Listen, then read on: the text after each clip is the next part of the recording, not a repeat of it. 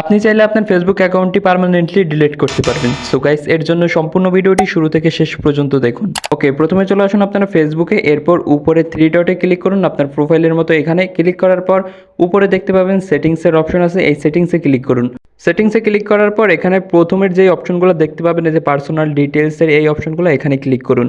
এখানে ক্লিক করার পর এরকম অপশন আসলে নিচে আপনারা আসবেন, এখানে লেখা আছে পার্সোনাল ডিটেলস, এখানে ক্লিক করুন। এখানে ক্লিক করার পর এবার নিচে দেখতে পাবেন অ্যাকাউন্ট ওনারশিপ অ্যান্ড কন্ট্রোল, এখানে ক্লিক করুন। ক্লিক করার পর এবার এখানে দুইটা অপশন দেখতে পাবেন, প্রথম একটা অপশন আছে এবং দ্বিতীয় নাম্বারে লেখা আছে ডিঅ্যাক্টিভেশন অ্যান্ড ডিলিশন। এই দ্বিতীয় নাম্বারটাতে আপনারা ক্লিক করে দিবেন। এখানে ক্লিক করার পর আপনাদের যদি ইনস্টাগ্রাম থাকে তাহলে সেটাও আসবে, তো আপনারা ফেসবুকে ক্লিক করে দিবেন। এবার এখানে দেখেন অনেকগুলো অপশন আছে, তারপর দ্বিতীয় নাম্বার লেখা আছে ডিলিট অ্যাকাউন্ট, এইটাতে টিক করে তারপরে এখানে কন্টিনিউ নামের অপশন আছে, এই কন্টিনিউতে ক্লিক করুন।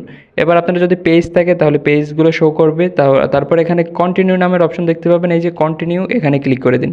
এবার এখানে অনেকগুলো অপশন আছে যে দেখতে পাচ্ছেন, এগুলার কোনো দরকার নেই আপনাদের, যেরকম আছে ওইরকম থাকবে। তারপর এখানে আছে কন্টিনিউ অপশন, এই কন্টিনিউতে ক্লিক করবেন। এবার এখানে আপনারা অনেকগুলো অপশন দেখতে পাবেন, আপনাদের যেটা দরকার ওইটা এই জায়গা থেকে করে নেবেন। তো আপনাদেরকে দেখাই, আমি এই জায়গায় প্রথমে আছে ডিঅ্যাক্টিভেট অ্যাকাউন্ট, আপনারা ডিলিট না করে ডিঅ্যাক্টিভেট করে নিতে পারেন। তারপর আছে ডাউনলোড ইনফরমেশন, আপনাদের ফেসবুকের ইনফরমেশনগুলো আপনারা ডাউনলোড করে রাখতে পারেন। তারপরে আছে এই জায়গায় ট্রান্সফার ইনফরমেশন, আপনাদের ফেসবুকের ইনফরমেশনগুলো আপনারা চাইলে ট্রান্সফারও করে নিতে পারেন। তারপর এখানে আছে কন্টিনিউ নামের অপশন, এই কন্টিনিউতে আপনারা ক্লিক করে দিবেন।